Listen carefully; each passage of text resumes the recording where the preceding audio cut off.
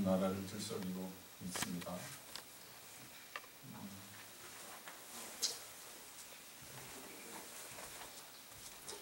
그거에 관한 얘기가 있어서 잠깐 저희 얘기를 시작하려고 합니다.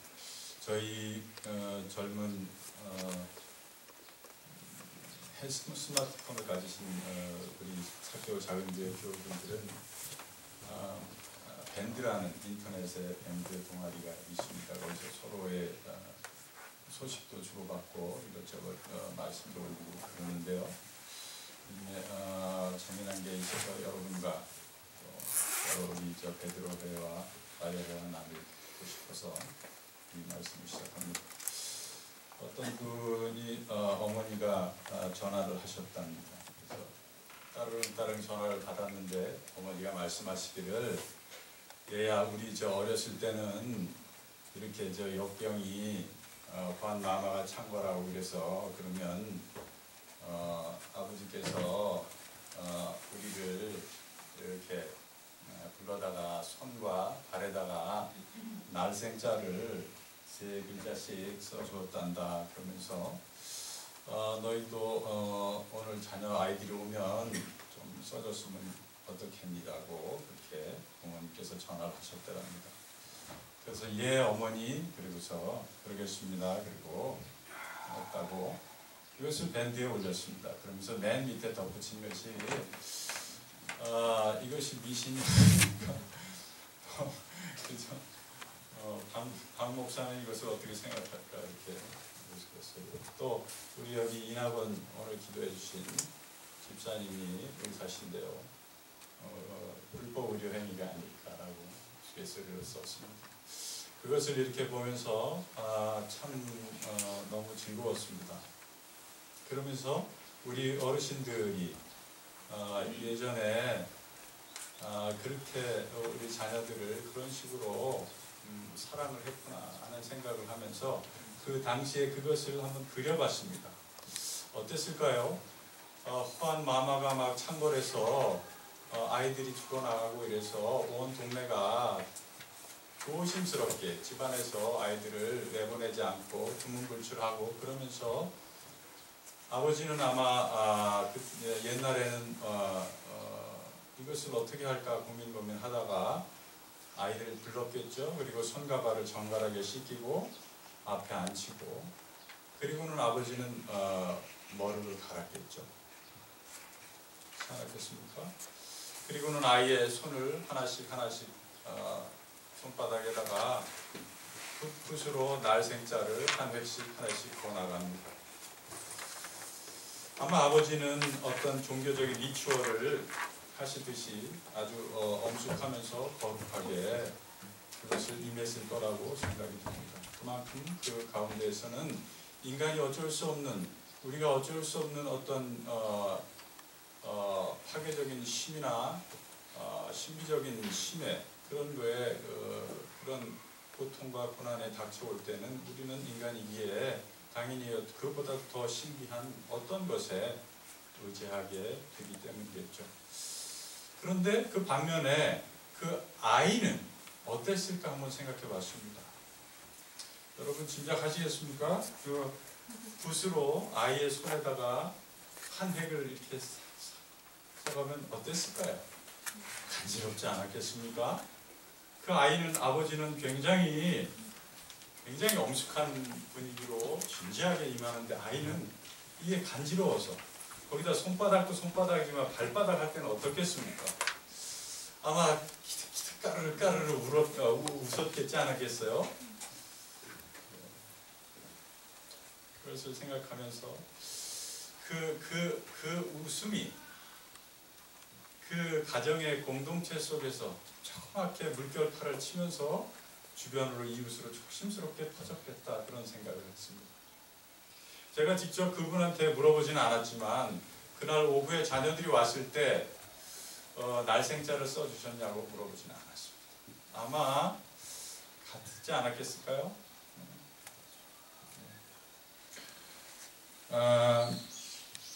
그런데 이것을 하나님은 어떻게 생각하셨을까요? 당연히 마땅히 까르르 웃으셨겠죠. 그렇지 않으셨겠어요? 예. 이렇듯 그 안에 있는 본질은 부모의 생명에 대한, 자녀에 대한 무조건적이고 무한한 사랑입니다. 진리는 이렇듯이 생존하는 것 자체가 진리입니다. 예수님은 당신을 신으로 경배해달라고 하지 않습니다. 예수님은 당신이 오클로스들, 민중들에게 품었던 그 심정, 아니 더 나아가 인간의 모든 인류에게, 즉 사람을 향해 품으신 그 심정, 헤세드, 긍휼히 여기는 그 심정을 우리도 예수를 따른다면은 우리도 그 마음을 품으라고 하시는 것이죠. 이 예수님의 삶의 자세를 우리가 그 자세를 따라야 하는 것입니다. 성도로 삶을 산다는 것은 이렇듯 예수의 마음을 품고 언제나 그 마음으로 우리의 인생의 도상을 걷고 그 심정으로 기도해서 만나는 고통받는 이웃에게 우리가 손을 내미는 것이 성도의 인생 여정입니다. 도무지 인격의 변화는 없고 자기의 옛 자아만을 더욱 견고하게 쌓아간, 도무지 반상적으로 돌아보고 회개할 줄 모르는 사람으로 신앙생활을, 교회를 다니면 안 됩니다. 이사야 선지자는 이런 이들을 성전의 마당만 밟는 자들이라고 신랑하죠. 우리가 따라야 할 예수는 자기 뜻을 내려놓고 전적으로 하나님의 뜻을 행함으로써 당신의 양식을 삼으시고, 언제나 종교와 정치 중심의 기득권자들이 똘똘 뭉쳐있는 예루살렘을 향해서는 추상 같았지만 착취와 억압으로 인한 삶의 무게로 인간적 존엄과 인간의 품위와 생의 의욕마저 상실한 민중들이 거하는 갈릴리에서는 그 무엇보다도, 그 누구보다도 부드럽고 자유로운 행보를 하셨습니다. 그러므로 예수 따르미들이 싸워야 할 것은 혹세무민하는 예루살렘의 종교 지도자들의 악이었고, 민초들의 고열을 빠는 통치자들의 권력욕과 탐욕이었으며, 그 인간 군상들이 밑자락에 자리한 개개 인물들의 죄성인 탐욕과 분노와 무지로 표출되는 자기중심적 이기성이지 다른 것이 아니었습니다. 따라서 인간은 새 사람을 입기 위해서는 먼저 이 원죄성의 뿌리들을 철저하게 갈아엎어 뿌리채 걷어내야 하는 것입니다. 그래서 고집스러운 자신의 옛 자아를 철저히 뽑아내 옥토에 새로운 하나님의 씨앗이 심겨지고 그곳에서 그 씨앗이 자라서 열매를 맺게 해야 되는 것입니다. 그래서 열매를 보면 그 사람을 안다고 하지 않습니다. 예수님은 결코 자신의 뜻을 이루기 위해 사시지 않았습니다. 예수님은 철저히 하나님의 뜻을 묻고 듣고 순명하셨습니다. 이 예수님의 철저한 자기 비움을 따라 나도 같은 노력을 경유해야 하는 것이죠. 이 철저한 자기 비움이 없이는 여러분의 신앙생활은 아마 신학으로 다시 옛자아로 돌아가요. 대사를 그르치고 인간관계를 악화시키고 서로 상처를 주고 자괴감으로 밤을 지새우는 자신을 발견하게 될 것입니다. 오늘 본문이 있는 에베소서는 AD 62년경에 바울이 로마 옥중에서 곧 죽을지도 모르는 상황 하에서 쓰여진 옥중서신입니다. 특히 바울이 이런 불안하고 부자유한 상황에서도 불구하고 그리스도에 대한 확신과 사랑으로 에베소 교인들을 격려하고 권면하고 있습니다. 교회의 오묘한 의미와 성도의 고상한 지위와 그리고 그 지위에 합당한 성도의 신앙생활을 담대하게 권면해주는 바울의 복음에 이 바울이 복음에 대한 순전하고도 헌신적인 열정을 저는 준비하면서 더 깊이 접하게 되었습니다. 그러면서 제 자신이 내 욕망과 상처와 무지의 감옥으로부터 또한 이 세상의 신자유주의와의 무한 생존 경쟁의 감옥과 또 주술적 십자가와 기복적 믿음에 매달리는 한국의 개신교의 구시대적 종교 감옥에서 나는 지금 과연 얼마나 자유로운 것이며 얼마나 담대히 이 말씀을 준비하고 있는지를 돌아보게 되는 은혜의 시간이었습니다. 과연 이러한 시대에 우리 개신교인들은 어떤 옷을 입어야 할까요? 이분이 돌아가신 지 20년이 벌써 되셨는데요. 감리교 신학대학 학장이셨던 변선한 박사님을 여러분들은 아실 것입니다. 기독교 밖에도 구원이 있다 라고 말해서 종교재판을 받고 감리교 헌법상 최고형인 출교 처분을 받죠. 그리고 목사 자격도 박탈당하고 학장직도 쫓겨난 후에 댁에 계신 분을 제자이신 이현주 목사님께서 찾아가서 나는 일하다 말했습니다. 이 이현주 목사님께서 스승이셨던 변선한 선생님께 찾아가서 이렇게 말합니다. 선생님, 어떻게 말씀을 하셔도 그렇게 하십니까? 그래. 그렇게 말하면 기독교에만 구원이 있다고 굳게 믿고 사는 사람들이 얼마나 상처를 받겠습니까? 말을 좀 조심해서 하셔야죠. 저 같으면 그렇게 말 안 합니다. 그래서 한 박사님께서 물었답니다. 그러면 넌 어떡할래? 저 같으면 기독교 안에도 구원이 있다. 이렇게 말했습니다.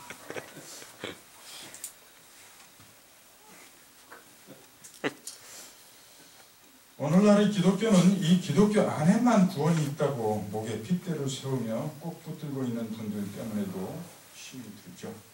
그렇지만 아이러니하게도 이제는 기독교 안에도 구원이 있다라고 목소리를 내야 하는 시대가 돼버린 것 같아서 한편으로는 좀 씁쓸합니다. 그런데 여러분, 이 말 기독교 안에 구원이 있다고 참으로 이것을 진정으로 신앙하는 사람은 기독교 밖에도 구원이 있다고 말을 안 할 수가 없습니다.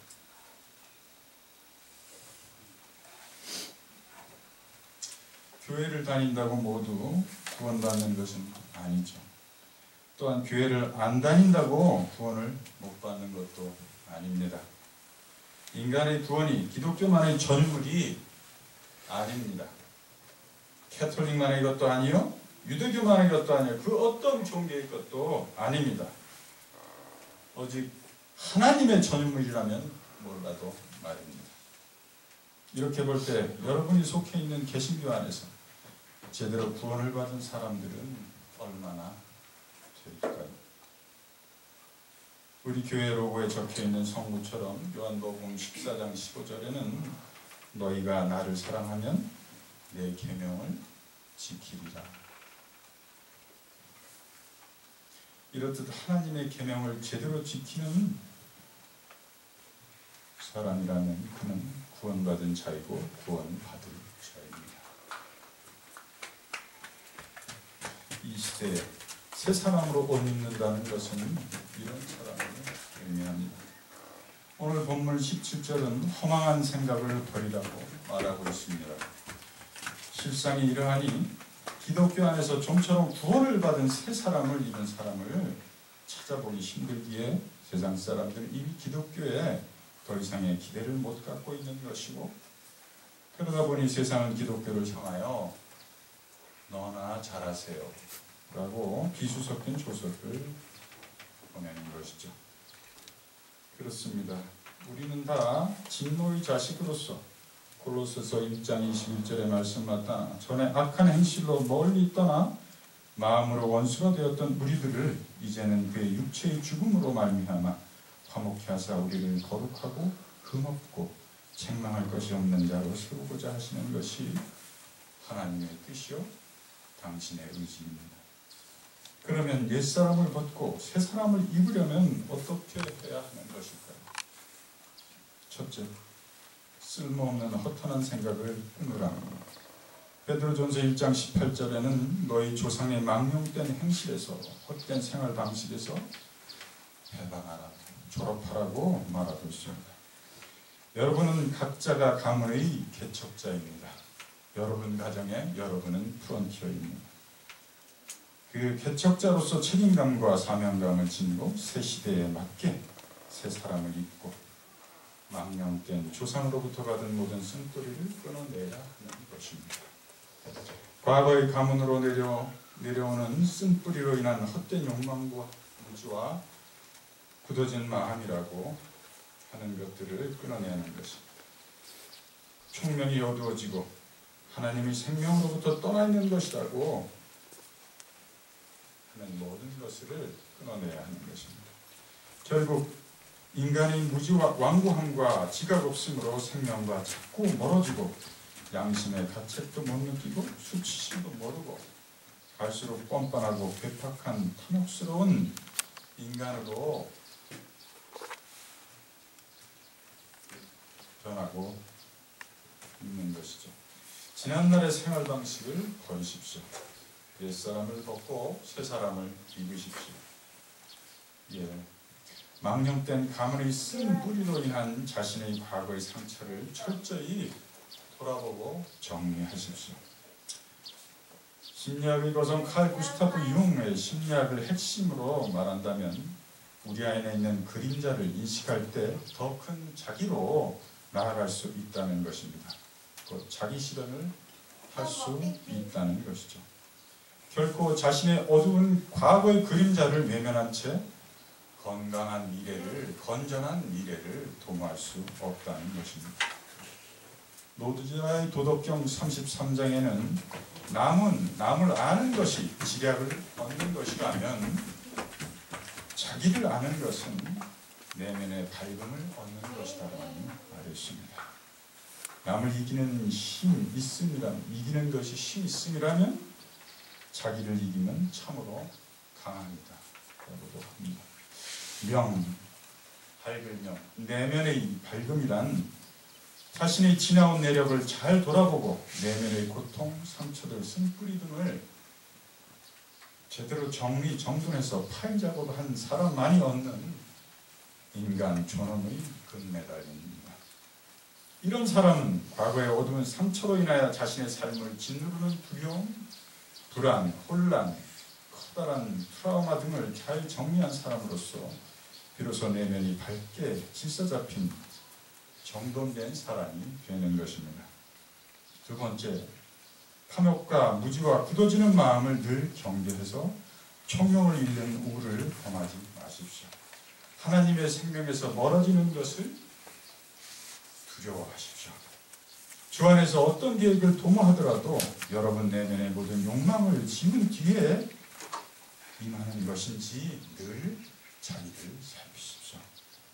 우리 인간은 유한한 존재라는 것을 본능적으로 감지하기에 그 유한성을 벗어나려고 끊임없이 권력욕, 명예욕, 재물욕, 인정욕, 자기 과시욕 등등의 욕망의 용솟음이 불일듯 일어나는 것입니다.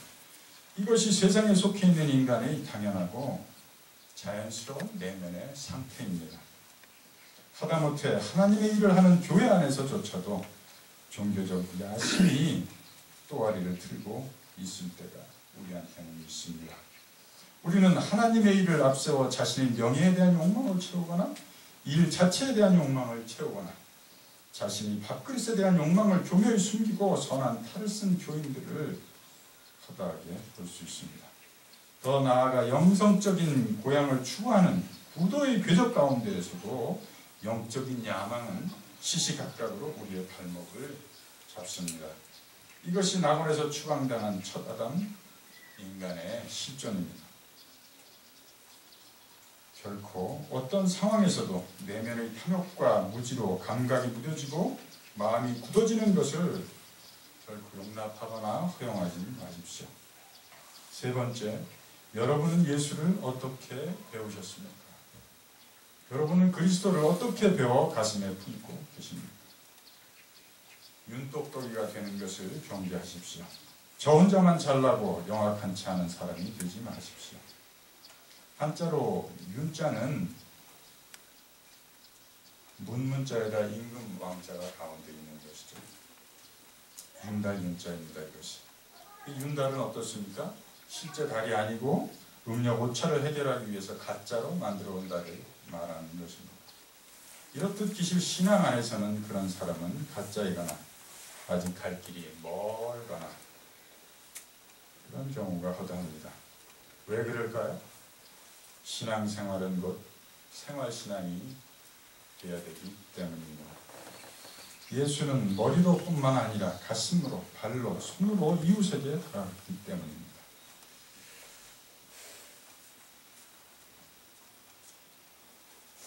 우리의 속에 예수의 가슴이, 예수의 심장이 없으면 그것은 우리는 꽹가리에 지나지 않습니다. 어떻게 예수를 배우셨습니까? 사도 바울은 그리스도를 만난 이후 빌립보서 3장 7, 8절 이하에 무엇이든지 내게 유익하던 것을 내가 그리스도를 위하여 다 해로 여길 뿐더러 또한 모든 것을 해로 여김은 내 주 그리스도를 아는 지식이 가장 고상함을 인합니다.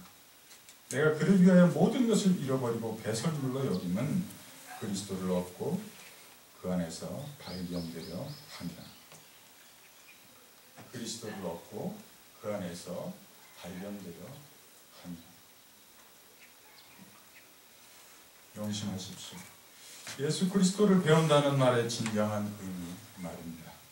그것은 그리스도를 얻는다는 것이고 또 그 안에서 내가 발견되려고 애쓴다는 것입니다. 사도 바울의 목표는 그리스도에 관해 배우는 것을 넘어서 지나서 예수 그리스도를 닮고 그의 십자가와 부활의 능력을 깨닫는 것이 그의 목표가 되었습니다. 썩어져가는 구습을 쫓는 옛사람을 벗어버리고 예수 그리스도를 바로 믿어 여러분도 그리스도를 얻고 그리스도 안에서 이웃이 여러분을 발견할 수 있도록 하십시오. 넷째, 그와 더불어 성령의 도우심을 구하십시오. 여러분이 아무리 자신을 개조하려고 패러다임을 시프트하고 새 사람을 입으려 해도 하늘로부터 오는 신비한 성령의 도움 없이는 결코 가능치가 않습니다. 이것이 진정한 신비입니다. 따라서 믿음조차도 하나님의 은총이라 고백할 수밖에 없는 것이 이 때문입니다.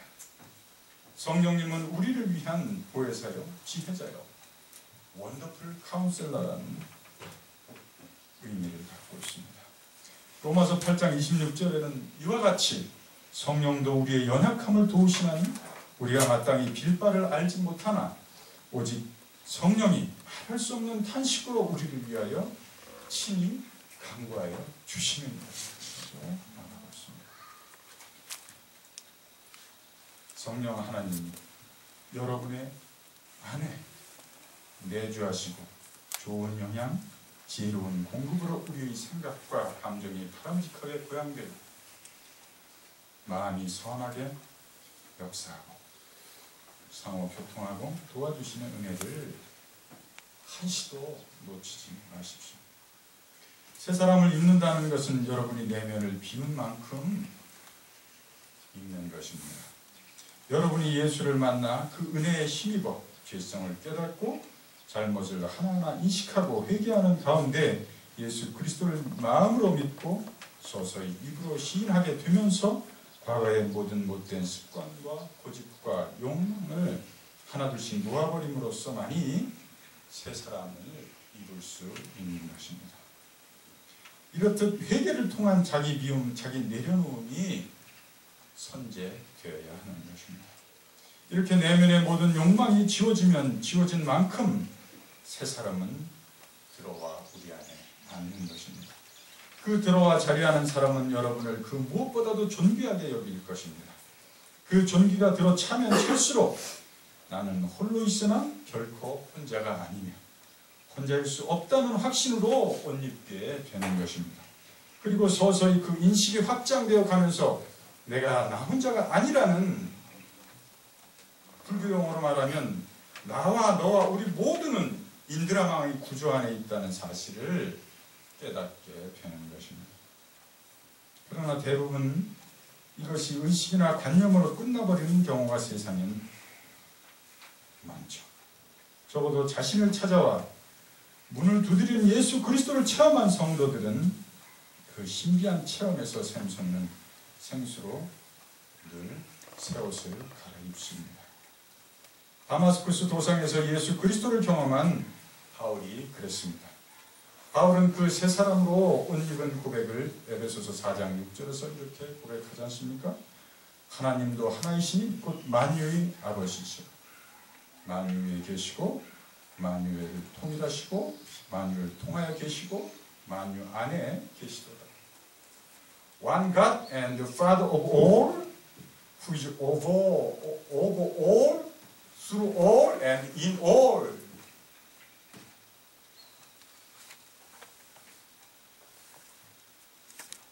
이것이 예수 그리스도로 새 옷 입은 인간의 신앙 고백입니다.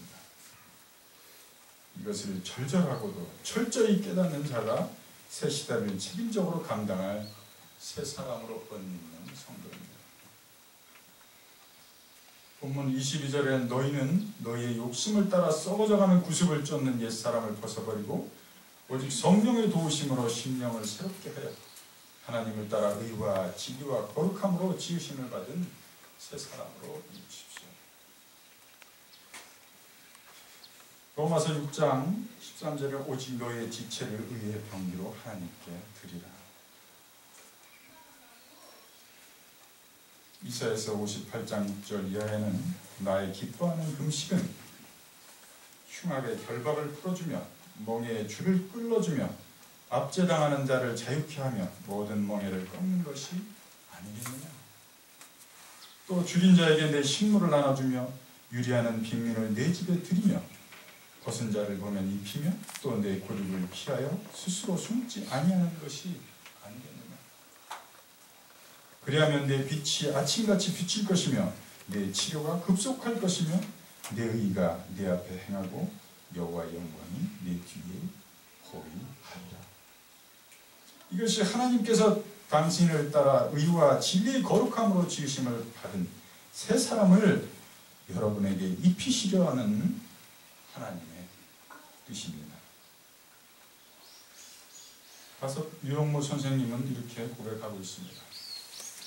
아들 노릇하라는 그 소리, 아들 노릇하겠다는 그 소리, 그리고 아버지가 계신다는 그 소리, 아버지와 아들 사이에 뜻이 활동하는 소리가 마음속에 들린다. 내 마음에서 자꾸 하나님의 뜻이 일어난다. 기도하시겠습니다. 하나님 아버지, 아버지의 영광의 풍성하심을 따라 당신의 성령을 통하여 우리 속사람을 능력으로 강건하게 하여 주시고 믿음으로 말미암아 예수 그리스도를 우리의 마음속에 머물러 계시게 하여 주시옵소서. 우리의 마음속에 사랑으로 뿌리를 받고 터를 잡아서 모든 성도와 함께 우리가 그리스도의 사랑의 너비와 길이와 높이와 깊이가 어떠한지를 깨달을 수 있게 되고 지식을 초월하는 그리스도의 사랑을 알게 되기를 원합니다. 그래야 하나님이 온갖 충만하심으로 우리 삭개와 작은 교회 교우 모두가 충만하여지기를 예수 그리스도의 이름으로 기도합니다.